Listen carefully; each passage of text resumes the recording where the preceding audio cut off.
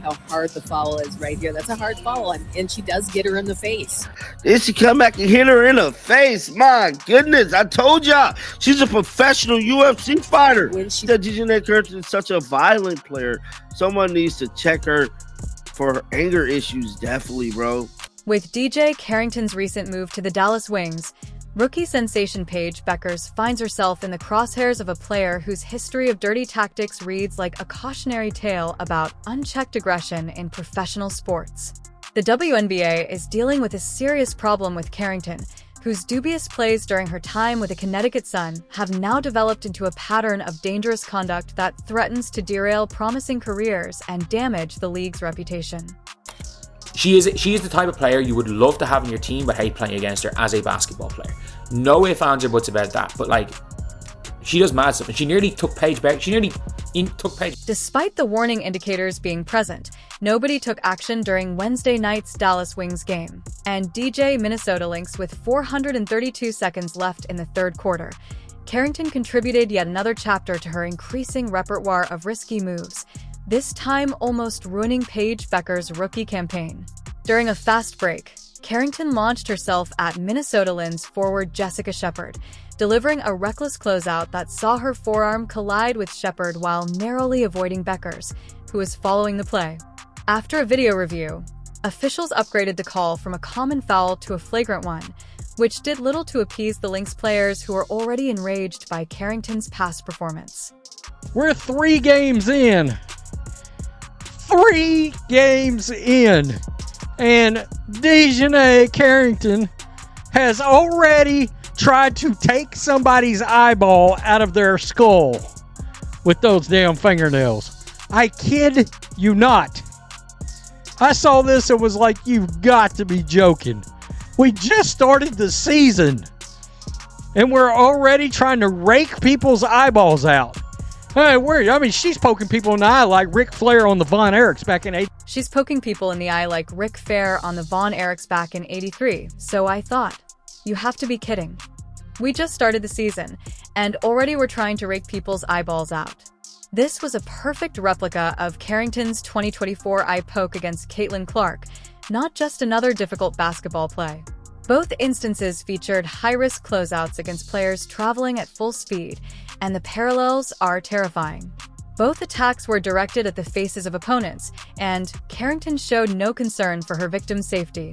Following this, Clark had to play through a black eye for weeks, while Shepard managed to get away with a bruised nose this time.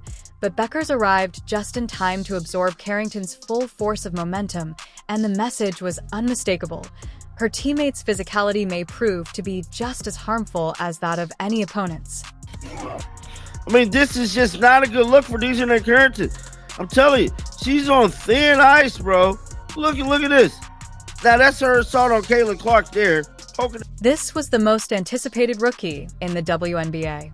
After a player who averaged 12 points and 10 assists in her first 3 games was abruptly faced with the possibility that her own teammates' carelessness could ruin everything she had worked for, Commissioner Kathy Engelbert's office kept the league's trend of quiet over Carrington's behavior. The WNBA tacitly supported Carrington's style of play by not suspending her for the Shepard foul, a play that easily met the threshold for flagrant 2 given its head contact and follow-through. This inaction created a perverse incentive structure where dangerous players learn they can maim with impunity. When a player combines that level of personal animosity with dangerous on-court behavior, you have a recipe for disaster that the WNBA should have addressed right away. Heard across the world last year, clearly a non-basketball play, but no foul was called, no flagrant was called. The WNBA stays absolutely silent. This type of behavior is encouraged. Sticking your nails in people's eyeballs in the WNBA. If you're enjoying, please subscribe in some way. The Dallas Wings believed it would be a great idea to bring Carrington into their organization, but did they really think that her dangerous play pattern would magically disappear once she changed uniforms, and that her history of pursuing high-profile rookies would be a phase she would grow out of? The decision to sign Carrington wasn't just dubious, it was downright reckless. Now we have Paige Beckers, one of the most promising rookies to enter the WNBA in years. sharing a locker room with a player whose defense seems to involve activities that would be more suitable in a martial arts dojo than on a basketball court. Becker, who entered the league with high hopes and the kind of talent that could revolutionize the sport, now finds herself in a situation where her own teammate could be just as dangerous as any opponent. You have to wonder what's going through Becker's head? She likely believed she was joining a professional organization dedicated to winning titles and nurturing talent, but she's found that her team's roster construction strategy involves adding players whose highlight reels resemble assault case evidence rather than basketball footage. But then you have Djonai coming from behind with force, all right? This is a reckless chase that. Pushes Shepherd and Paige forward, right? Gets the block. Now look at Paige Beckers' leg, all right? This is why this is dangerous. And I know I'm going to have people saying, oh, you're soft, and oh, this is basketball. No. This isn't basketball right here, man. This is unhinged, upset, frustrated play. That's what. Speaking of Paige Beckers, let's discuss what this means for a player who should be concentrating solely on improving her skills and acclimating to professional basketball. Instead, she is likely wasting time worrying that her next practice session might end in an ER visit. This isn't hyperbole. It's the truth when you're dealing with a player whose approach to physical contact lies somewhere between genuine assault and aggressive defense. Becker's pedigree before she joined the WNBA left supporters hoping for championship runs and record-breaking performances. She possesses the abilities, the basketball IQ, and work ethic to be exceptional. But if she is placed on the injured list because her teammate thought practice was the ideal opportunity to practice her eye-poking technique, then all of her potential is for nothing. The most annoying aspect is that Beckers most likely believed she was getting away from the craziness of collegiate basketball, where players occasionally make poor choices and emotions run high. Instead, she finds herself in a position where her biggest threat may not come from the opposition side. Professional basketball was meant to be different, more mature, more controlled, and more focused on actual game. Was it a flagrant 1? Yes. Could it have been called a flagrant 2? Yes. Was it more dangerous to Paige Beckers than anyone else? Because Paige Beckers was the one who was the person with the break Jessica Shepard's fall. Could she have blown out her teammate's knee? Yeah. Like that is what, realistically, that is what the conversation should be about. Because she wanted the Kiki Iriafen viral meme. Because as soon as she did it, look at what she does as soon as she did it. As soon as she did it, she walks towards Jessica Shepard and just tries to do the Kiki Iriafen face. Like, I'm sorry, you don't get to plow through somebody's back, almost injure a teammate, and then say, yeah. And then, claim that you've done nothing. You've done nothing, This is the point at which the story becomes even more problematic. The WNBA's total inability to address Carrington's pattern of risky play means that, despite the league's purported emphasis on player safety and game integrity, they have permitted a player with a history of potentially harmful behavior to play on with no real repercussions. The league essentially responded to the Clark Ipoke affair with radio silence. No fine, no suspension, nothing about reviewing risky plays is mentioned.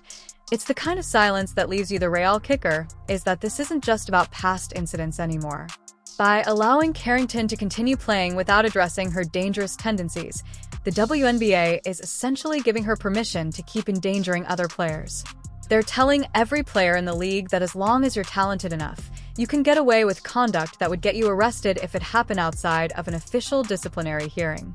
I'm wondering if the WNBA's disciplinary committee is actually just a magic 8-ball that someone shakes whenever they need to make a decision about player conduct. Arena Commissioner Kathy Engelbert talks a lot about expanding the WNBA and drawing in new players, but how can that work when your league is infamous for permitting players to attack one another without facing repercussions?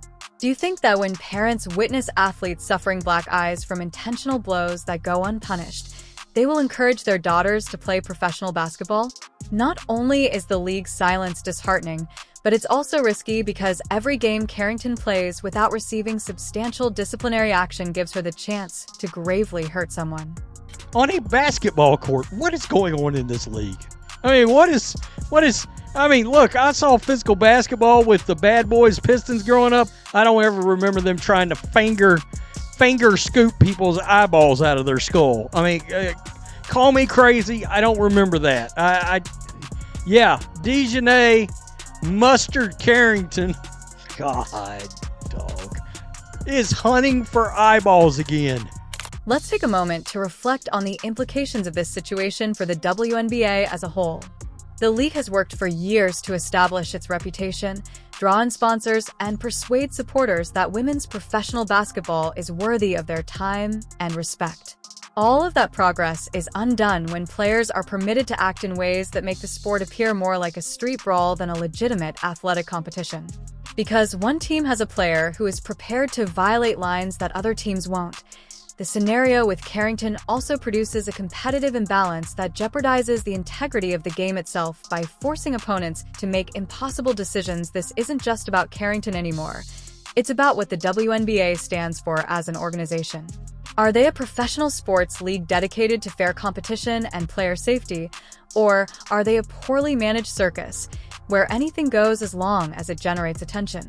Their actions, or lack thereof, suggest the latter. Do they play their normal game and risk injury? Do they dial up their own physicality to match? Do they spend valuable mental energy worrying about their safety instead of focusing on basketball? And asked Djonai Carrington about that specific play. Djonai said, "Oh, I had no idea. She played dumb." I mean, I don't know if she's playing, but she acted dumb. Let's just say she acted dumb. "Oh, I don't know what you're talking about." And then what happened after that? The WNBA Dweeb Police, aka the Players Association, they asked for that reporter's credentials to get taken away. They asked for that Hall of Fame journalist credentials to get stripped from her. Tell me this league can't be more unserious than that. You can't even ask basic questions. The WNBA has seen tremendous growth in popularity and visibility under Commissioner Kathy Engelbert. Attendance is rising, television ratings are rising, and the league is more relevant than ever. However, all of that success is meaningless if she is unable to uphold the fundamental standards of player conduct and safety. This is the kind of situation when a commissioner needs to speak up, make a statement, and demonstrate that the league won't allow dangerous play. Thus, Albert's silence on the Carrington matter is more hurtful since it shows a lack of leadership at the most critical time regardless of who is engaged. We end up with crickets. The commissioner's role is to confront the league's issues head-on before they get out of hand by doing nothing about Carrington's risky behavior. In essence, Engelbert is telling all of the league's players that if they are skilled enough to disregard the rules, they don't really matter. The fact that handling the matter wouldn't be difficult only adds to the frustration. A fine, a suspension, or an explicit declaration. Regarding appropriate behavior, any of these would give the perception that the WNBA is either too afraid or too unconcerned to enforce player safety, rather than sending the message that the league takes it seriously. A flirtier one, which it should, but I think at this point she need to get fined, bro. She's almost like, on the real, Djonai Carrington is the female Draymond Green. At this point, she's the female Draymond Green, bro. I can't even lie.